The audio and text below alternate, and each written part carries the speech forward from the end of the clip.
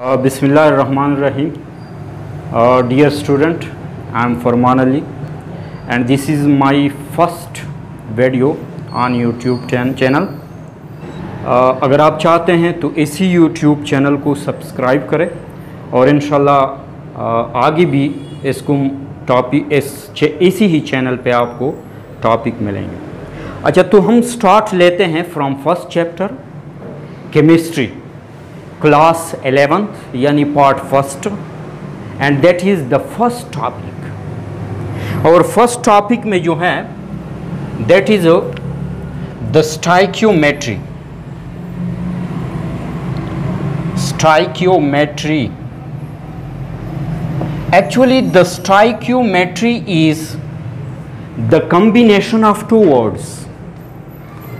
The first word stoichio, ये वाला word जो है ये डिराइव्ड हो गया है फ्रॉम ग्रीक वर्ड, और Greek word from स्टोइकियम.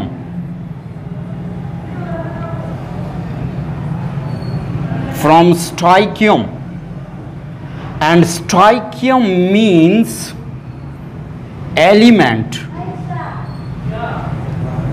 Stoichium means element. The second word जो है that is metry.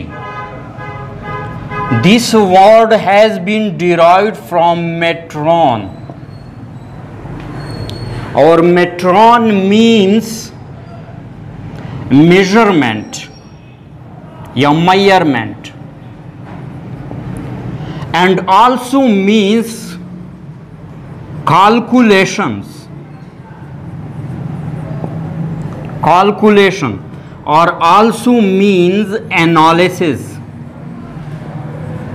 also means analysis. तो मतलब हो गया हमारा स्टाइकियोमेट्री मीन्स एलिमेंट मेजरमेंट. अगर दोनों को हम कंबाइन कर देते हैं तो इसका मतलब हो जाएगा एलिमेंट मेजरमेंट. Element measurement. अच्छा, आप देख ले, एलिमेंट मेजरमेंट मीन्स पैमाइश करना, मालूम करना, एनालिसिस करना, कैलकुलेशंस करना. अगर इस वर्ड को, इसका सही मतलब जानने के लिए हमें इस वर्ड को थोड़ा सा मॉडिफाई करना होगा, एंड दैट इज, देख ले, एलिमेंट मेजरमेंट से ये बन सकता है या बनता है, that is also called as a elemental measurement. Elemental measurement. अच्छा, एलिमेंटल मेजरमेंट जिस तरह के आप लोग जानते हैं, यहां पे हम इस ब्रांच में या इस फील्ड में केमिस्ट्री का एलिमेंटल मेजरमेंट में एक्चुअली हम करते हैं measurement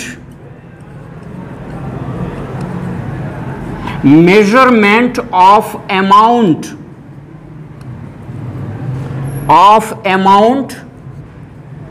of the elements oblique, and you people also know that element is a matter. तो ये मैटर है. तो हम यो भी कह सकते हैं कि measurement of the amount of the element, और शॉर्टली दैट इज मैटर. इस ब्रांच में हम अमाउंट ऑफ मैटर को मेजर करते हैं या कैलकुलेट करते हैं या इसकी एनालिसिस करते हैं. अच्छा, अब देख ले, हमारे पास मैटर की कैलकुलेशन करते हैं. कैलकुलेशन एक्चुअली हम केमिस्ट्री में जहां पे भी करते हैं तो कैलकुलेशन कुछ टर्म्स में करते हैं. कौन से टर्म्स में करते हैं, या in short word we can say कि that the calculation that is that is the mathematical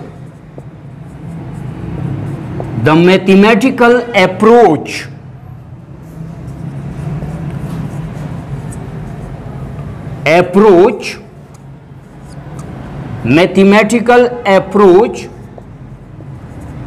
to the amount of matter in terms of moles,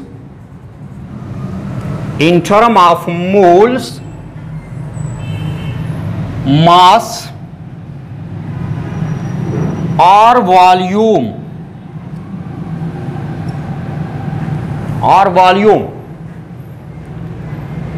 यहां पे जो हम कैलकुलेशन करते हैं किस चीज की, अमाउंट ऑफ मैटर करते हैं, और किस टर्म्स में करते हैं, या तो हम मोल के लिहाज से कैलकुलेशन करते हैं, या मास के लिहाज से कैलकुलेशन करते हैं, या वॉल्यूम के लिहाज से कैलकुलेशन करते हैं, amount of different matter.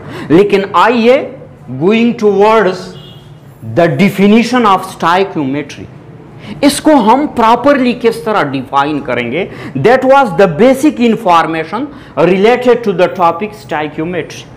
Now coming towards it definition, इसकी डिफिनीशन क्या होगी? Definition, stoichiometry is defined as the study of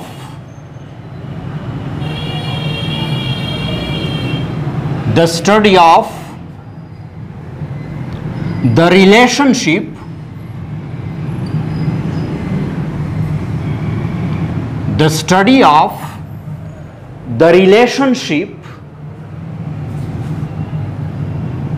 between the amount of the reactant and products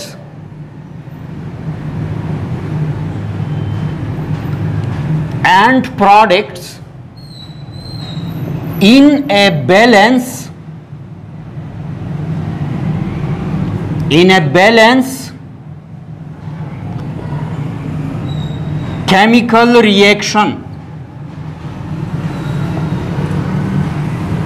balanced chemical reaction, the study of the relationship between the amount of reactants and products in a balanced chemical equation। जो हमारे पास balance chemical equation होता है, you know कि balance एक chemical equation में हमारे पास एक side पे रिएक्टेंट्स होते हैं और ये रिएक्टेंट्स बना देते हैं प्रोडक्ट्स,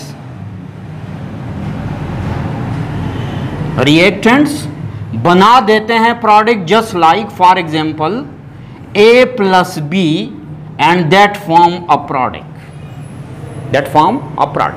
अब स्टोइकियोमेट्री इस केमिकल रिएक्शन इक्वेशन में क्या स्टडी करते हैं the relationship between amount.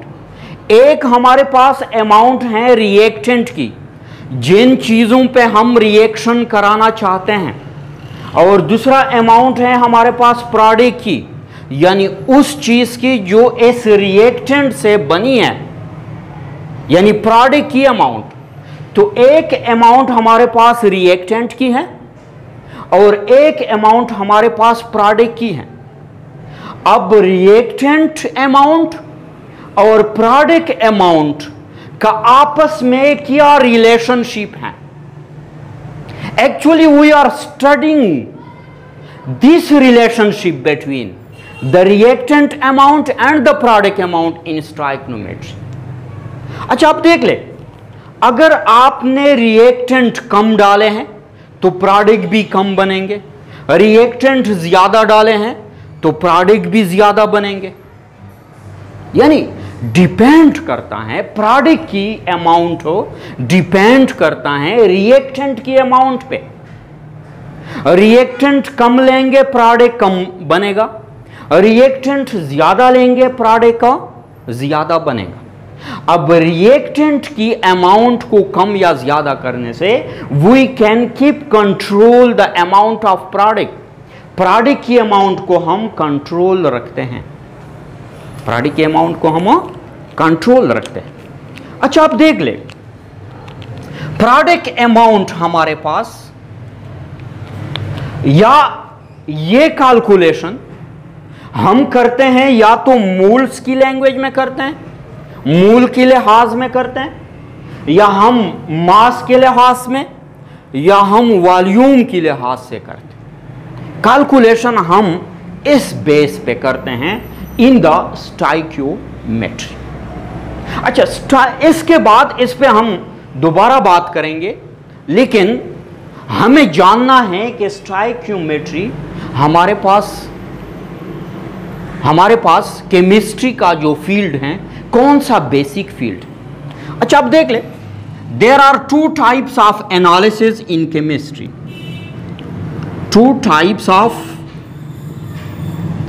Analysis.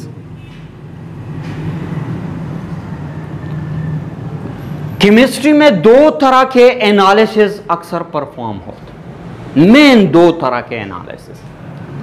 The first analysis is called quantitative analysis या क्वांटिटेटिव कैलकुलेशंस, और सेकंड जो टाइप है दैट इज क्वालिटेटिव एनालिसिस या क्वालिटेटिव कैलकुलेशंस। क्वांटिटेटिव एनालिसिस में हम डिटरमिन करते हैं, या यू कह दे वी आर डूइंग क्वांटिफिकेशन करते हैं, या इस ब्रांच में हम मेजर करते हैं, मेजरमेंट ऑफ अमाउंट करते हैं, मिकदार की कैलकुलेशन करते हैं केमिस्ट्री। और क्वालिटेटिव एनालिसिस में हम क्वालिटी डिटरमिन करते हैं, क्वालिटी डिटरमिन करते हैं। मुख्तलिफ किस्म के कंपनियों के एडवर्टीजमेंट में या प्रोडक्ट में आप लोगों ने देखा होगा, उसके साथ लिखा होता है मेयार और मिकदार का ज़ामिन, यानी जहां पे ये मालूम किया जाता है कि ये चीज़ हमारे पास क्या है, वहां पे ये भी मालूम किया जाता है कि ये मिकदार में कितना है, यानी मेयार और मिकदार दोनों आप लोगों को मालूम करने। लेट अस सी, आपके पास एक सॉल्यूशन है इन ए ग्लास, इस ग्लास में एक सॉल्यूशन है, और इस सॉल्यूशन की आप एनालिसिस करते हैं या मेजरमेंट करते हैं, तो यहां पे दो तरह के एनालिसिस आप परफॉर्म करें।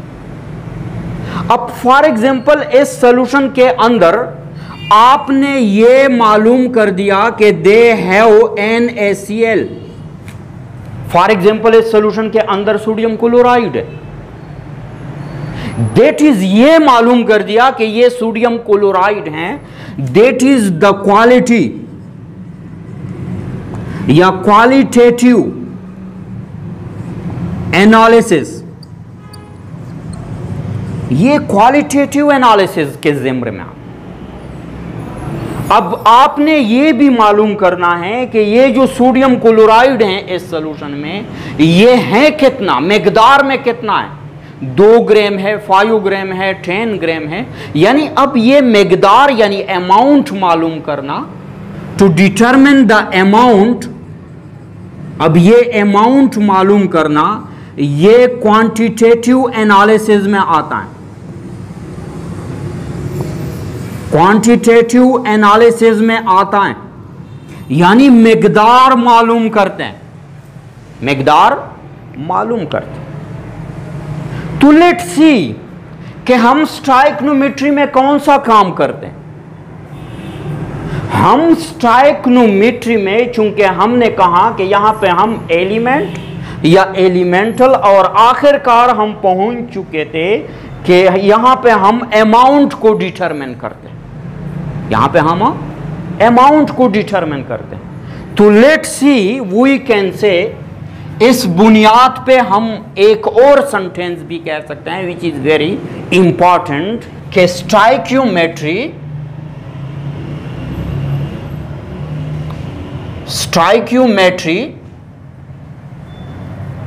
is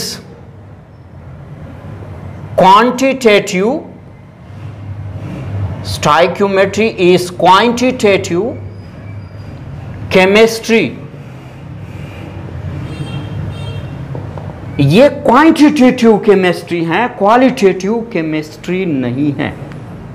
तो स्टाइक्नोमेट्री इज क्वांटिटेटिव केमिस्ट्री, जिसमें हम अमाउंट को मालूम करते हैं, यानी अमाउंट को डिटरमिन करते हैं।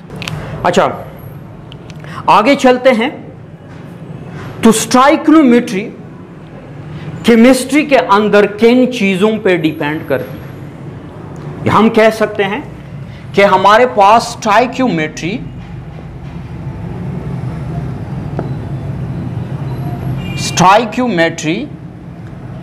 mainly depends on three aspects. तीन चीजों पे डिपेंड करता है कि वो तीन चीजें फुलफिल होना चाहिए when you are doing work with stoichiometry. अगर आप स्टाइक्योमेट्री इस्तेमाल करना चाहते हैं, जहां पे आप कैलकुलेशन करना चाहते हैं, तो आप लोगों को तीन एस्पेक्ट्स का ख्याल रखना चाहिए। द फर्स्ट एस्पेक्ट जो है, जो कि हमने कहा था नंबर 1, उसके डिफिनीशन में भी आप लोगों ने देखा था, that is called the balance chemical equation. Balance chemical equation.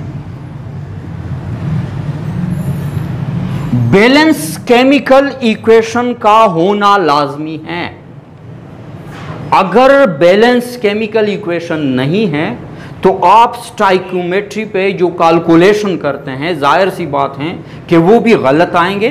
यानी स्टाइक्योमेट्री के लिए बैलेंस केमिकल इक्वेशन का होना जरूरी है।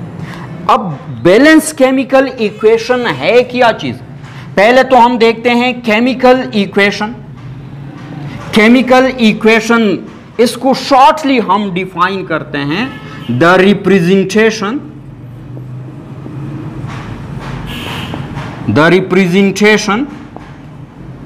of a chemical reaction। एक केमिकल रिएक्शन का और रिप्रेजेंटेशन को कहते हैं केमिकल इक्वेशन कहते हैं।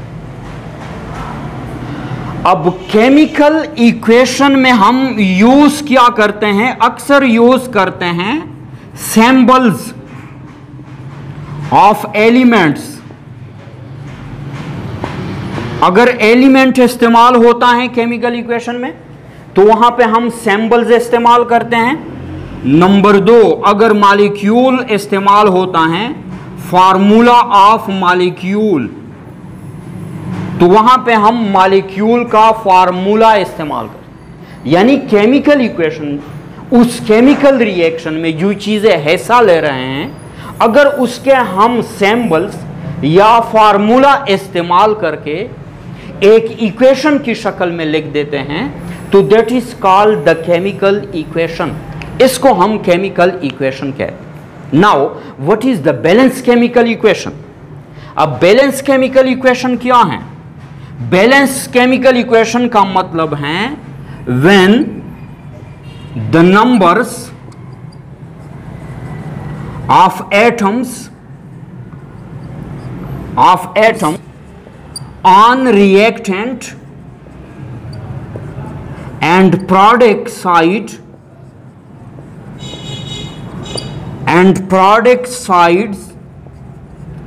are equal in a chemical equation,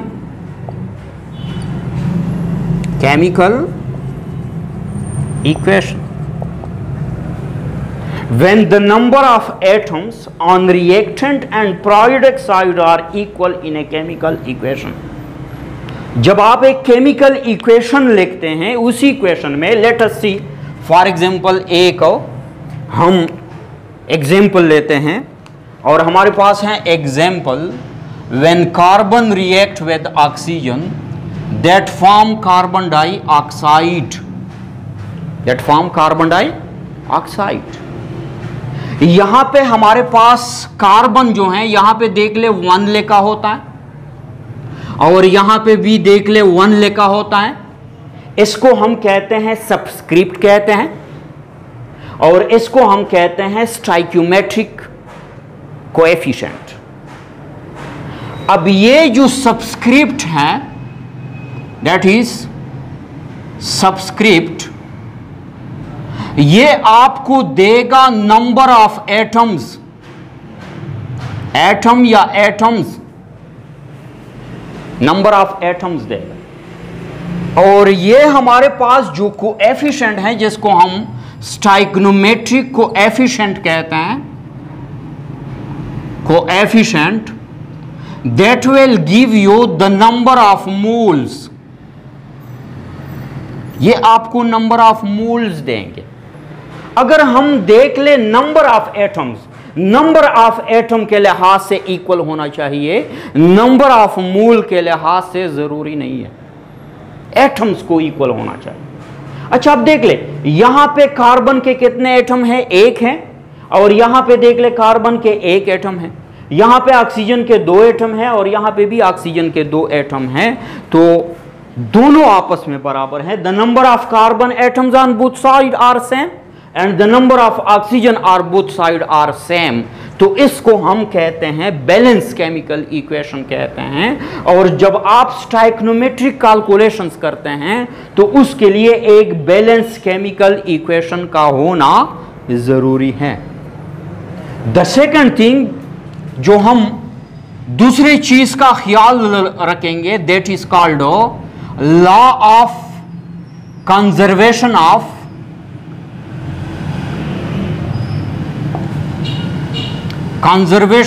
mass. The second thing is law of conservation of mass. Conservation कहते हैं, ये निकला है कंजर्व्ड, कंजर्व्ड मीन जिस चीज का बका रहता। सिंपली इसको हम डिफाइन यू करते हैं that the mass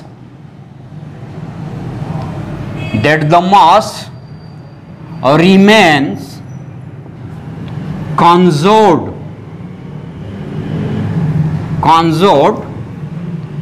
during a chemical reaction.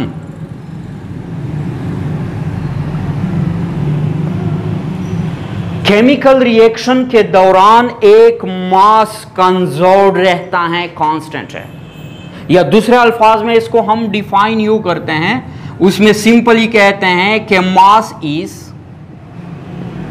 Neither created nor destroyed during a chemical or reaction. Mass is neither created, mass को हम पैदा भी नहीं कर सकते, यानी इजाफी मास नहीं ला सकते, नॉर डिस्ट्रॉयड, न खत्म कर सकते। ड्यूरिंग अ केमिकल रिएक्शन, जब एक केमिकल रिएक्शन हो रहा है, means let us see an example. एक एग्जांपल लेते हैं that is going to carbon dioxide.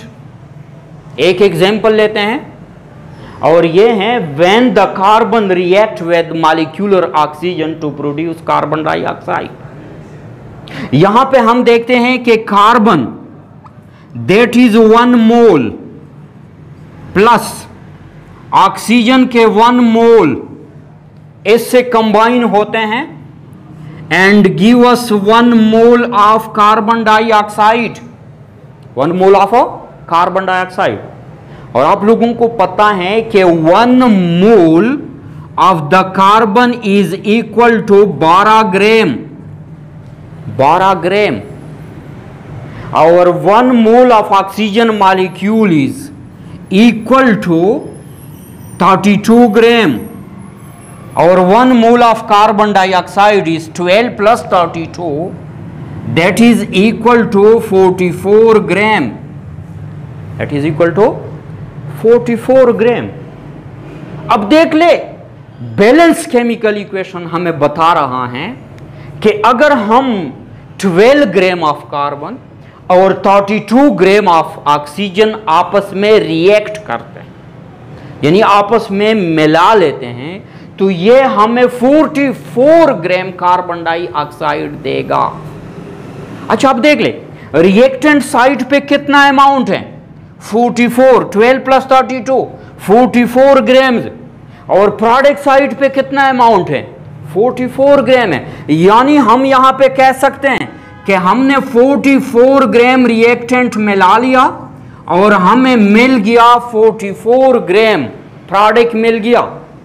अब अगर किसी ने कहा कि हमने 44 ग्राम मिलाया था लेकिन हमारे पास 46 ग्राम बन गया, 46 ग्राम बन गया, जो कि ये statement law of conservation of mass के खिलाफ है।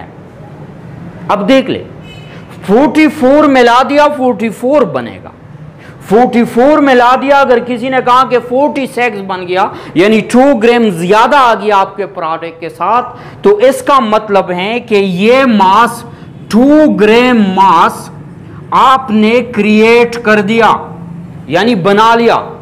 अब ये 2 ग्राम कहां से आ गया? इस तरह मास आप नहीं बना सकते।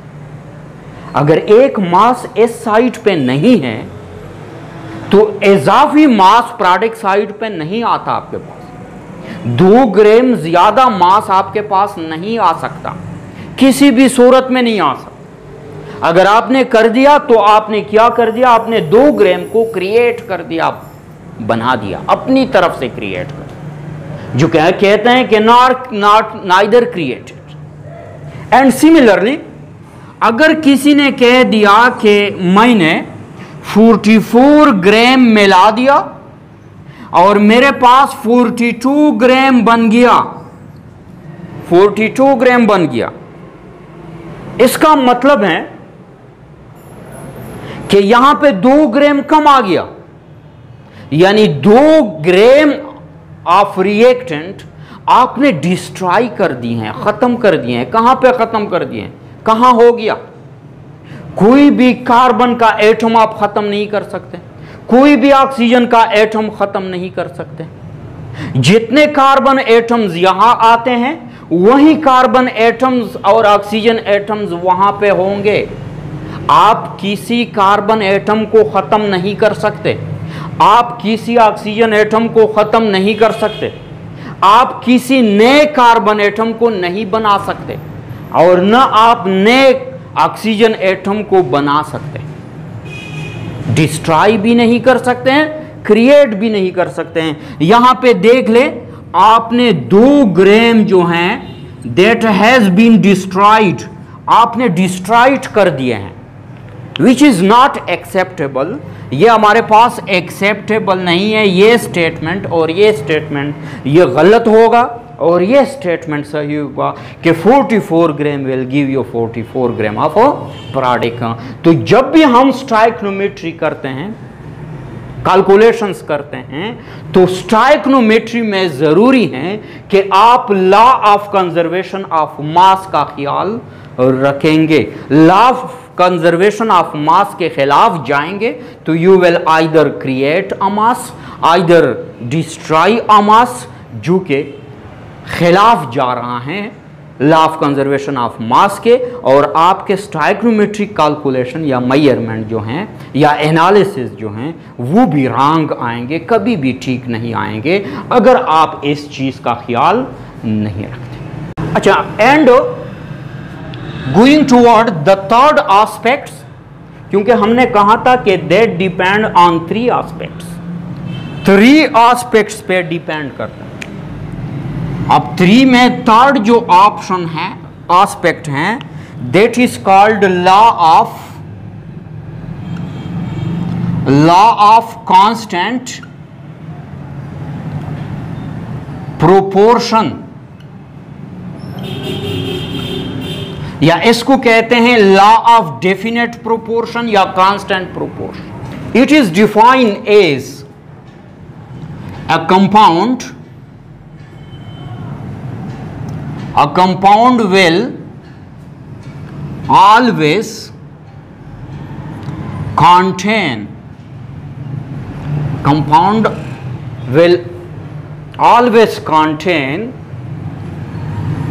the same या constant elemental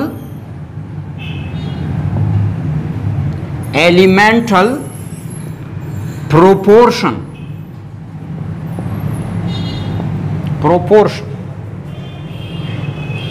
आप लोगों को स्टाइक्नोमेट्री में लॉ ऑफ कांस्टेंट प्रोपोर्शन का भी ख्याल रखना होगा, जो कि हम डिफाइन करते हैं कि कंपाउंड विल ऑलवेज कॉन्टेन, एक कंपाउंड हमेशा रखेगा सेम और कांस्टेंट होगा, एलिमेंटल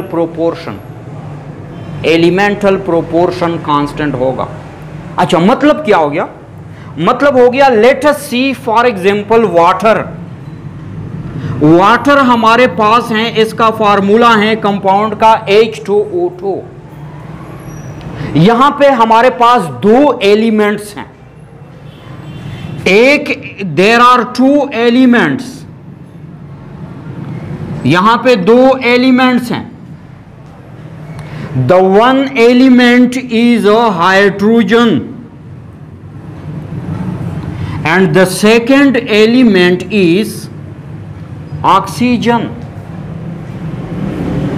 अब जो इस फार्मूले में या इस कंपाउंड के फार्मूले में हमारे पास हाइड्रोजन जो हैं वो 2 हैं और ऑक्सीजन जो हैं वो क्या हैं? 1 है। यानी हम कह सकते हैं कि यहां पे इस फार्मूले में हाइड्रोजन और ऑक्सीजन जो हैं वो 2:1 की हैसियत से होंगे। यानी जहां पे भी वाटर का फार्मूला होगा या वाटर का एक मॉलिक्यूल होगा, वो हमेशा रखेगा 2 हाइड्रोजन रखेगा और 1 ऑक्सीजन रखेगा। सिमिलरली, अगर आपके पास एक कंपाउंड है कार्बन डाइऑक्साइड, तो यहां पे 1 कार्बन होगा और 2 ऑक्सीजन होंगे। ये प्रोपोर्शन होगा 2 एलिमेंट्स के दरमियान। सिमिलरली, अगर आपके पास नाइट्रिक एसिड है HNO3, तो इसका एलिमेंटल प्रोपोर्शन क्या होगा?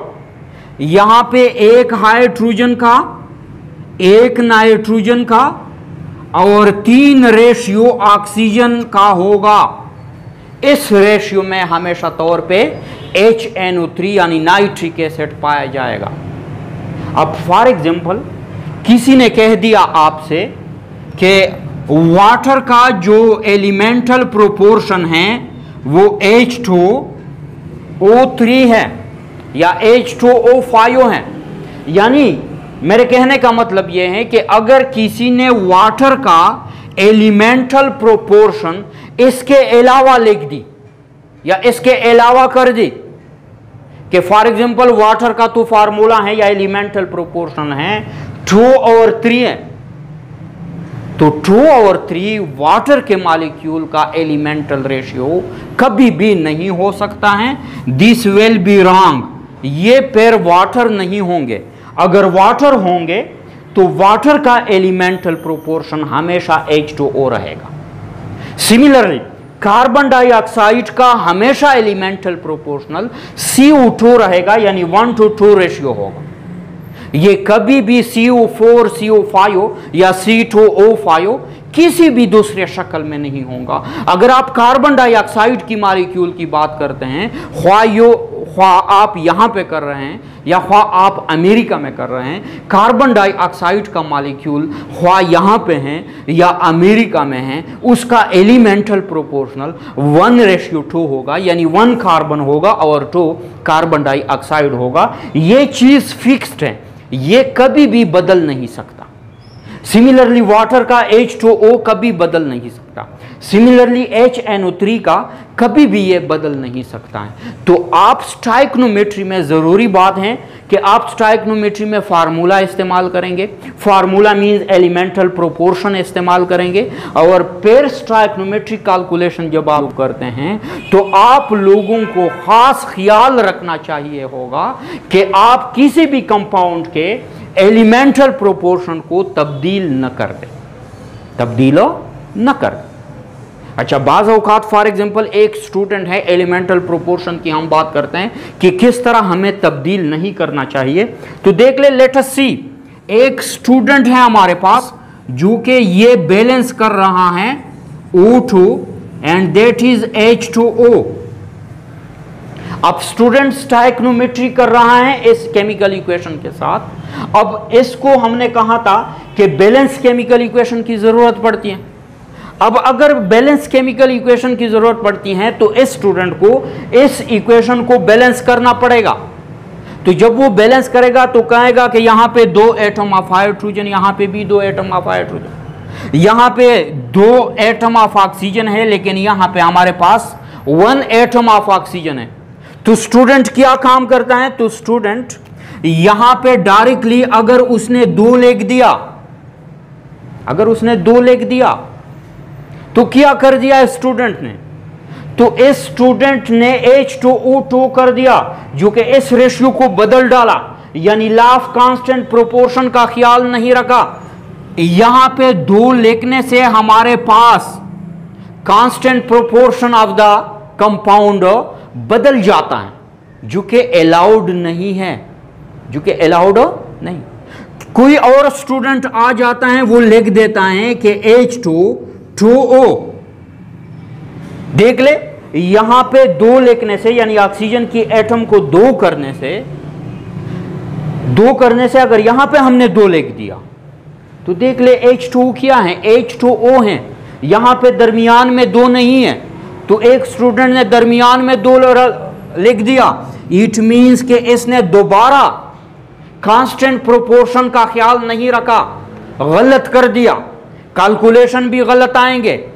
अब कांस्टेंट प्रोपोर्शनल का अगर आप ख्याल रखेंगे, जब आप इसको बैलेंस कर देंगे तो यहां पे सिर्फ और सिर्फ आपको इस कोएफिशिएंट में, आपको इस कोएफिशिएंट में, चलो इस चीज को मैं यहां पे ये लिख देता हो कि अगर फॉर एग्जांपल किसी स्टूडेंट ने कर दिया H2O2 तो ये भी गलत है। अब हम अगर यहां पे इसके कोएफिशिएंट में 2 लिख दे तो हमारे पास देख ले H2O का जो कांस्टेंट प्रोपोर्शन है वो अभी तक बरकरार, तो लिहाजा आप यहां पे 2 लिख दे, दरमियान में या यहां पे ऑक्सीजन के सबस्क्रिप्ट में यहां पे 2 आप नहीं लिख सकते। अगर 2 आपने लिख दिया तो आपने कांस्टेंट प्रोपोर्शन को क्या कर दिया? गलत कर दिया। तो आपका स्टाइक्नोमेट्री भी क्या आएगा? गलत आएगा। तो लिहाजा हमें इन 3 एस्पेक्ट का, balance chemical equation, law of constant, law of conservation of mass और लॉ ऑफ कांस्टेंट प्रोपोर्शन, इन 3 एस्पेक्ट का ख्याल रखना होगा। जब आप इन 3 एस्पेक्ट को ठीक तरह लिखेंगे तो आप जहां पे भी स्टाइक्नोमेट्री को हल करते हैं तो आप इंशाल्लाह you will do the right calculation. आपका कैलकुलेशन भी इंशाल्लाह ठीक आएगा, आंसर भी गलत नहीं आएगा, लेकिन इस चीज का। तो this was just introduction to the stoichiometry. ये सिर्फ इंट्रोडक्शन था जो कि हमने बेस से समझा दिया।